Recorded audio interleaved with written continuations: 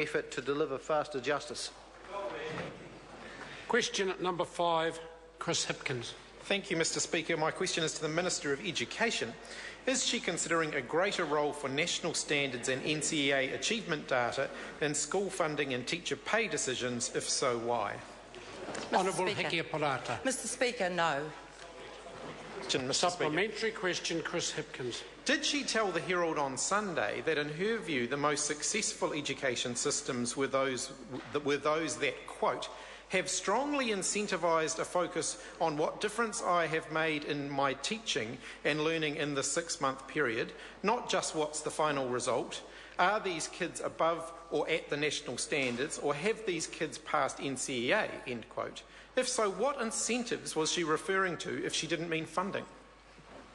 Honourable Hiki Parata. Mr. Speaker, what I actually said was, having had a look at a lot of the educational systems and wishing to cherry-pick characteristics that we might want to incorporate here, systems that have been most successful in closing the equity excellence gap are the ones that have strongly incentivised the focus on what difference have I made in my teaching and learning in a 6-month period, not just what's in my final result.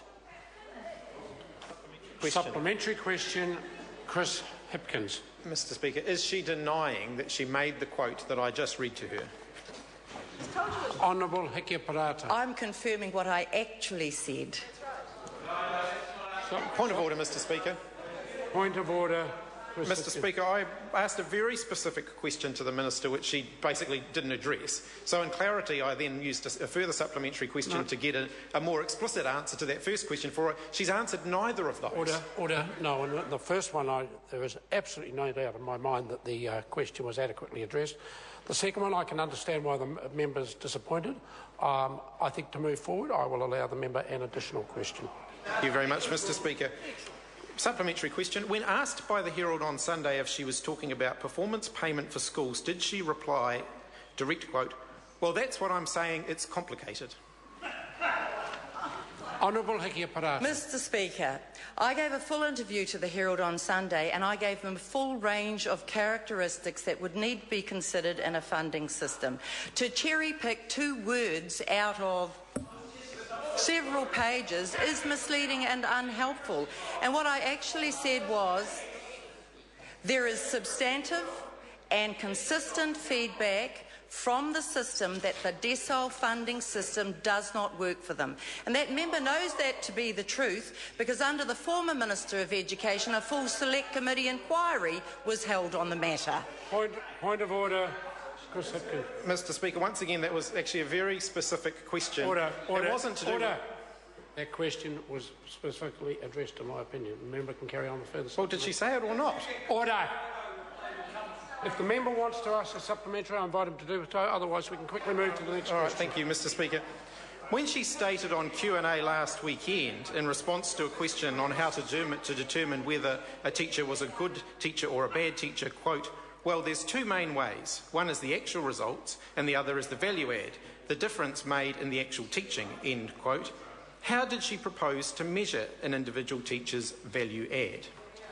Honourable Hiki Parata. Mr. Speaker, what I was being asked, I answered. There are 2 main ways. That is not to suggest that we've gone on to develop a funding system that reflects those 2 main ways.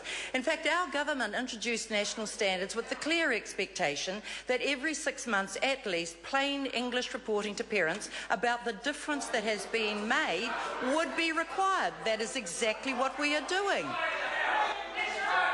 Supplementary question, Mr. Order. Order. Supplementary question. Chris Hipkins. Thank you, Mr. Speaker. Will she now categorically rule out using student achievement data as a basis for school funding and teacher pay decisions? If not, why not?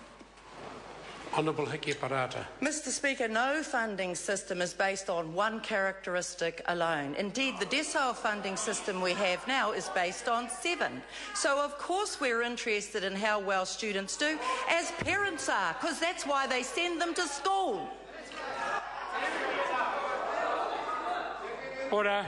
Supplementary, Mr. Supplementary question, Catherine Delahunty. To the Minister. Did she tell the Herald on Sunday that, separate from the routine census decile ratings review, she was, in her words, particularly interested in changes to the overall funding mechanism that would fund schools according to which school is delivering achievement? Honourable Hipkins. Mr. Speaker, no. Question. Supplementary question. Catherine Delahunty. Can she promise kids in lower decile schools that, aside from the routine post-census decile ratings review currently underway, their school will not get less funding than other schools if it cannot meet any future achievement or progress requirements?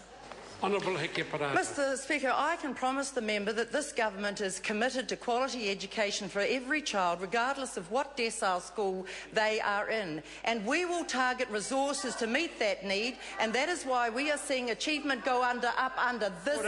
Order. It was a very direct question, Mr. Speaker. Can she promise the kids that the school will not get less funding? Order. We didn't hear about that. Order. The Minister was attempting to ask it. Your member cannot expect a categoric answer to a question like that. Supplementary. Order. For the benefit of the Honourable Trevor Mallard, I was elected the Speaker of this Parliament, if that's what the member's referring to. Sorry. Supplementary, Mr. Supplementary Speaker. question, Catherine Delahunty.